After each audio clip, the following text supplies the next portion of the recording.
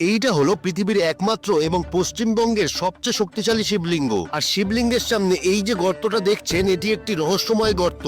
এমন শিবলিঙ্গ পৃথিবীর আর কোথাও দেখতে পাবেন না। অনেকে এটিকে লিঙ্গের আকার মনে করলেও এটি আসলে মহাদেবের বাম পায়ের ছাপ, তাই এটার নাম একপদেশ্বর। বর্তমানে এটি একতেশ্বর শিবলিঙ্গ নামে বিশাল জনপ্রিয়। বাঁকুড়া জেলার দ্বারকেশ্বর নদের পারে একতেশ্বর শিব মন্দিরে এই রহস্যময় শিবলিঙ্গটি পূজিত হয়। পুরোহিতের কথা অনুযায়ী গুরুদেব শুক্রাচার্যের আদেশে এই মন্দির দেবশিল্পী বিশ্বকর্মা এক রাতে তৈরি করেছিলেন এবং ভোরবেলা কোকিল ডেকে ওঠায় কিছুটা অসম্পূর্ণ রেখে চলে গেছিলেন, তাই মন্দিরে কোকিলের একটি চিহ্ন আছে। স্থানীয়দের কথা অনুযায়ী এটি একটি রহস্যময় মন্দির, কারণ এটির প্রতিষ্ঠা নিয়ে বা নামকরণ নিয়ে কারোর কাছে কোনো সঠিক তথ্য নেই।